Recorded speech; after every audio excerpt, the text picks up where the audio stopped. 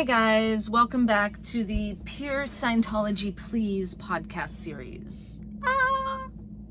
Listen, I know you want something really like provocative and seductive and like energetic, and you want someone that like is reading a screen, so it's just sort of like easy to track with instead of an actual live human being just talking, okay?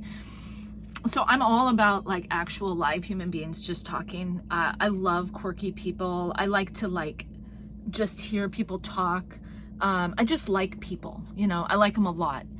I really hate people like being segregated, and I hate people being played and lied to, and I hate children being used for pedophilia, and I hate women, moms being beaten up, you know, or hurt. You know, I had to watch John Kirchhoff like physically abuse my mom when I was a child. Okay, he's now Church of Scientology staff member in Portland, like literally to the day that my nephew Spencer J. Sullivan died. This guy John Kirchhoff was like totally gunning for my brother, because when we were young, John's children were complaining to everybody in the school practically about pedophilia that they were experiencing on the property of the Delphian school. So if you then went and tried to like follow up with their accusations against adults, you then went on like a list of people that had to be like eventually murdered, okay, which is the list I am on. I have been on that since I met T.K. Phelps and Corey Kirchhoff at the Delphian school. When I arrived to the Delphian school, I was 8 years old. Well, first I was there when I was really young, 1983, 1984. Then we came back in 1988. So when I came back, I immediately had a conversation with these children of the people who had acquired the property from Martin Samuels, okay? Which is like suspicious as anything. So Sheridan, Oregon, this big, huge 800-acre estate, Roman Catholic built building on it with this gorgeous chapel, which you can't see from the road, but it's on the back side of the building, is acquired by this group of people. And they're basically telling everybody that they're Scientologists, but like 2/3 of them aren't Scientologists, okay? And my aunt, Kay Rowland, worked in the Guardian's office in Portland, and she was like, what are you guys doing? Okay. So for years, like up until like the 90s, they had to figure out how to explain how they had come into to acquire this property.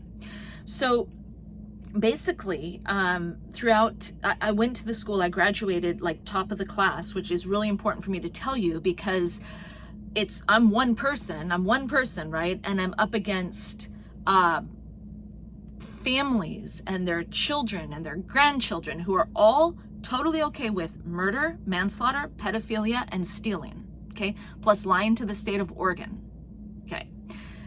So now, if I'd said this like 8 years ago, you guys would say she's like internally combusting as we watch her. She's got like trigger syndrome and we're scared.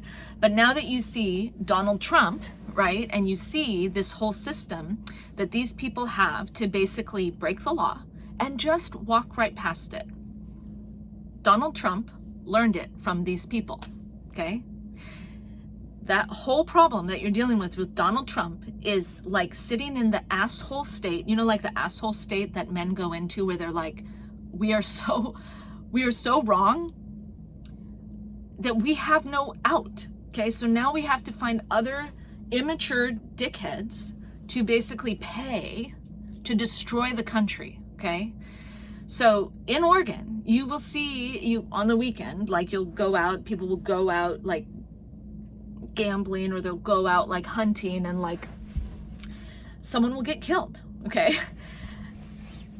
And the women are like, could you tell the police? Like, don't just bury the body. Tell the police what's happening, right? So what ends up taking place is that these men like devise like a dumb plan, and then somebody gets in trouble, or they never get it rooted out. But then you can't the group sort of like decays and dies because people don't like each other anymore, because they know that those boys, when they were out, somehow lost the life of one of their friends. So it's a good idea never to go hunting with men that you don't really trust in the state of Oregon. That is what I will say about being here. You have to be cautious. You have to be careful, okay? On the flip side, in this state, you will find people that are incredibly earnest, that are really dedicated to following the law. So you have sort of a really interesting problem in this state, where you have people who are like almost holy in their adherence to like the scriptures of the country and following the law. And yet we all have a scenario in our personal circle of friends where someone died and it should have been investigated and it wasn't. So for me, I would say Philip Gale is probably the most obvious. And the next runner up is Mary Jane Nosko. So Delphian School, 800 acres. I'm there in my first year. I'm 8 years old. Trevor Ott, who is now the headmaster, but back then was the son of two really important executives, Greg Ott and Susan Ott. He's telling me, Corinne, if you ever say anything bad about my school, I'm going to kill you. Okay? Because it's his home. So he has a right to murder me because I'm on his turf. Now, the fact that my parents pay $10,000 to $25,000 every year for my brother and I, for my brother to go to school there and me to go to school there, is irrelevant, okay? That's the atmosphere of being at Delphi. You have no rights, okay? What you come to learn as an adult is that these people are going into the Church of Scientology to basically pick out your parents too, okay? So they own you for your entire life, and so that your parents basically have no say in the things they own and the things you own. They basically cut the line, okay? These are really important points of the community. You have to have strong religion throughout the community. You have to have strong families throughout the nation if you want to keep it, okay? You also have to have an ethical justice system. So these guys have literally like taken L. Ron Hubbard's research and they basically just do what kills people, okay? Okay, so L. Ron Hubbard specifically says this is how you take out the nation. You take out the nation, per Ron, by destroying the family unit and destroying religion. Pretty much anti-textbook, like anti-hero people, for sure. So thank you, Taylor Swift, for coining that phrase, because this is like the nest of anti-heroes. So Brandon Faust, so I graduate. Okay, I made it through. All of my dad's hard work paid off. I graduated the very top, and I'm still the very top in terms of achievement at that school. Okay, really interesting to me as a writer to look back and see all of the different things that happened and how just being totally production oriented like got me through all of it. If I hadn't had that, I would have been off on terrible directions. I probably would have been murdered by Trevor on the property of the school, in all honesty, in all fact, or his parents or their friends. But I wasn't, because I was like, I don't hear you.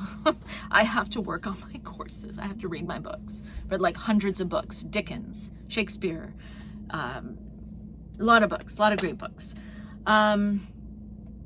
So Anna Karenina, it's like 1,000 pages. And The Wall. The Wall is one of the best books I've ever read. It's about it is about the ghetto in Poland. And you will never understand that war until you read that book. It will blow your mind. The Wall by Hergé, the same person who wrote Hiroshima, the book Hiroshima. So Brandon Faust latches on to me right after I graduate. I'm in Los Angeles, and he must have like disengaged the engine of the car I was supposed to drive to the airport, or my friend Emily was going to drive me to the airport in her car, but the car didn't work. and he told me there was no way to get a cab where we were located at in order to get us fast enough to the airport to fly home. That was on a Thursday in 1996, September of 1996. So that was after 3 days of him basically trying to pressure me into working for the Church of Scientology in Los Angeles. Now, I had just come out of like this unbelievably bad scenario at the Delphian School in Sheridan, Oregon. I was ready basically to be a writer. And in that time too, I also went to the Puget Sound and I did an art course with a really talented artist named Libby Berry. And her school, I believe, was called the School of Living Arts, where she had devised how Leonardo da Vinci had created his depth of color. So she taught you how to take your paintings, the shadows in your paintings, from the lowest tone and bring them all the way up into the tone that you were searching for. And this gave the painting depth. And I'm going to put up in post-production of this podcast, I'm going to put up a picture of that I did at that school. So following all of that and graduation, I was a state championship volleyball player. So I went to Sacramento and we were in this big tournament in Sacramento that went on for a few days. And then we drove back to Oregon and we'd just driven all the way down to Sacramento. So I just decided I would talk my mom into buying me a plane ticket to go down to see my friend Margaret in what is it called? Someplace, Apple Valley. So I fly down, I spend 3 days in Margaret's mansion in Apple Valley, and it was one of the perks of going to the school is that your friends were all loaded cash-wise. So we were out on like the jet skis on this lake that she lived on back then, and her mom was a really prominent dentist, and her husband, or her mom's husband, her dad, Floyd Gardner, was a distinguished World War II vet. I think he was literally like on like the launching, like D-Day. I think he was actually on the beach at D-Day. If it wasn't D-Day, it was some other like incredibly heroic thing that Floyd was a part of. So her mother, Roberta Tibbles, and Floyd Gardner lived in this mansion, and I was there for a few days, and she started talking about the base that was located not far away from where we were. And my mom actually got very distressed because I told her, I said, she knows about the base that we were at in 1985 and 86, which is this base that is close to Lake Arrowhead. And my mom got really upset, really, really terrified. So she talked to Roberta and she told her to stop bringing it up to me. So Emily Zimmer, my friend, drove down from Hollywood and she picked me up, and we drove up to Hollywood, and I was going to be there for another 4 days, and then I was supposed to fly home, and then I was going to start my life. So what ended up happening was Brandon Faust started terrorizing me and my mother and threatening to kick my mom out of the church. So I'd already had this whole scenario where Roberta Tibbles was bringing up how like foolish it was that anybody would dare to try to keep the location of the base by Lake Arrowhead a secret. So that was incredibly bad form for her to do, because that location actually is the site of a number of very terrible things that happened to me. And I will talk about that also in another episode. But that was the scenario of my life when I arrived to LA to visit with Emily, who was currently receiving auditing by Terrence Hines, who is the husband of Sonia Hines. And Terrence Hines is now a big actor, or he's gotten his acting career really launched. And he's been in a lot of really important movies. But at that time, he was Emily's auditor, and Emily was having a really awful time in session, and she was complaining about it a lot to me. And I still don't know what the nature of that is. Brandon started harassing Emily through Celebrity Center so that he could talk to me about joining staff. Then he started bringing up the fact that we were at this base in the 80s, which he didn't even understand what happened at that Church of Scientology location. My stress level was so high at that time. I had no money, right? And I was basically being told that I was like totally evil because of all this stuff that he just assumed made up who I was spiritually because of his guesswork about me and my family. He didn't know my father, didn't know my mother, didn't know Emily, didn't know Margaret. He didn't know Margaret's parents. He was really, really tough on Margaret's dad, who was like a World War II vet and like a hero, like just throwing him under the bus. So basically I was like, well, I'm young, you know, I'm 17. So I'm gonna just go with the flow because I can't leave. Here's actually how this happened. So I couldn't leave on Thursday after like 3 days of intense following me everywhere I went, taking me to like Bridge Publications, where else did we go? We went and talked to this, another recruiter at the Advanced Organization in Los Angeles, a person named Jimmy. And, so now the car won't start. So I'm like, okay,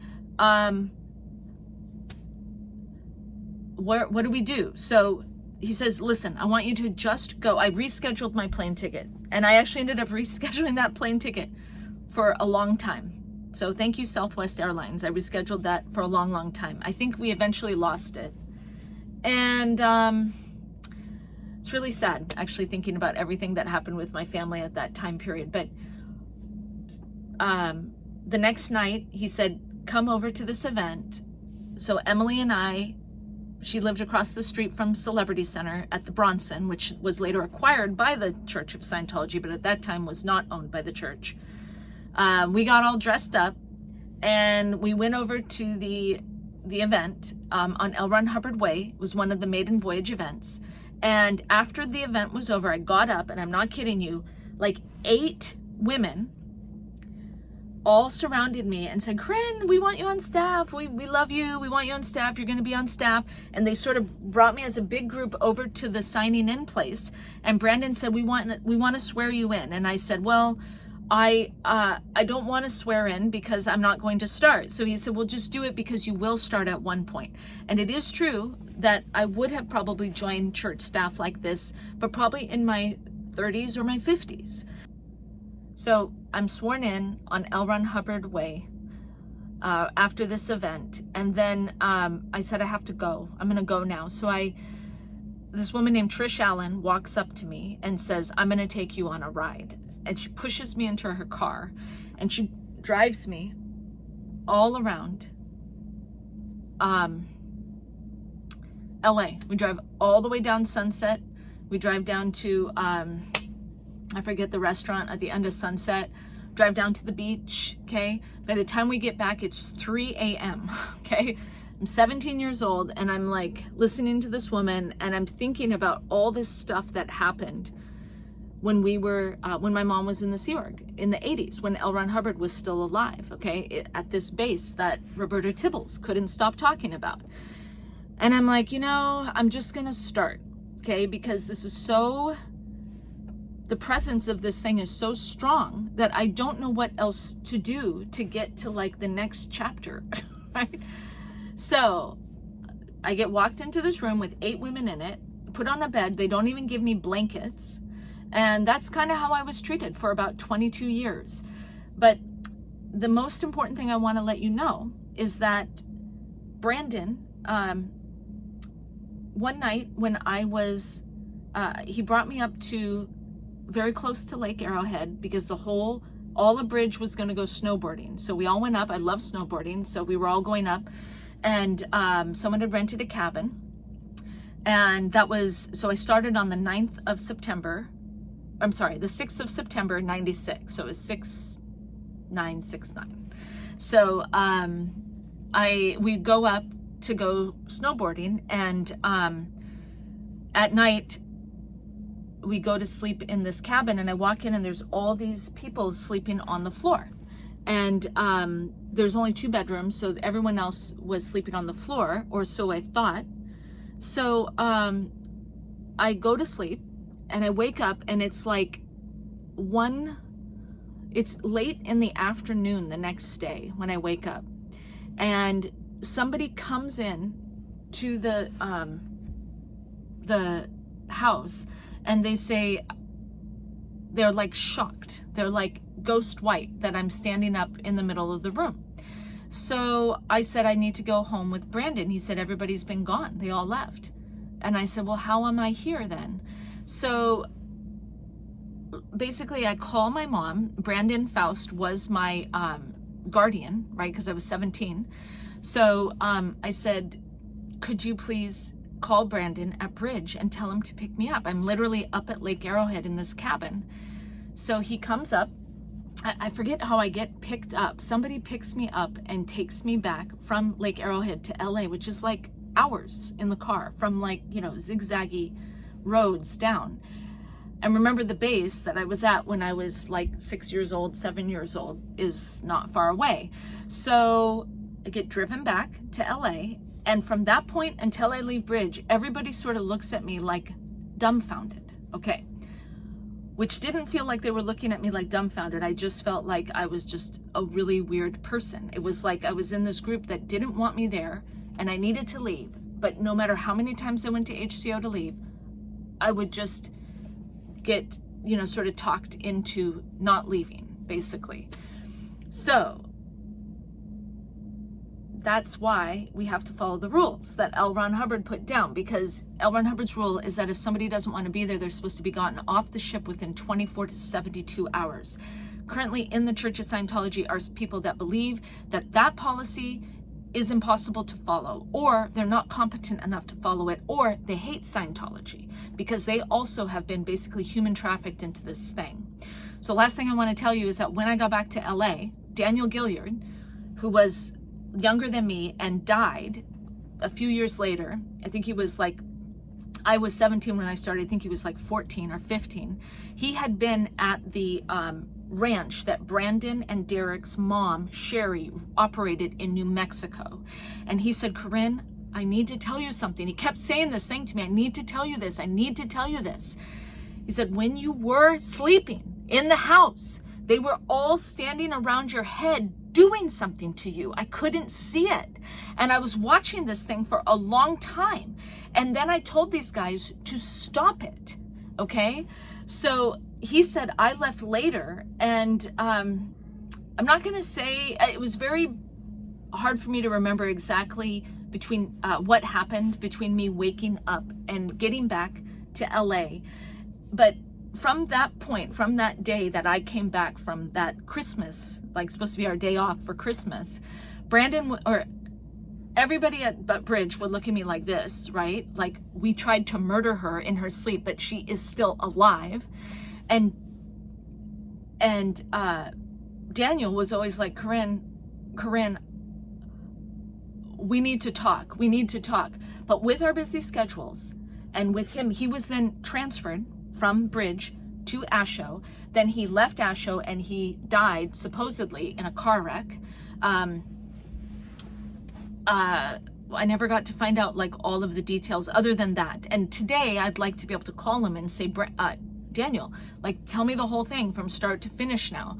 That data is really important. I'll never be able to get that information from the other people in the room because of the way that these beasts who are doing these things to regular people are conducting matters inside the organization. It's the opposite of the way L. Ron Hubbard wants it, and that I promise you.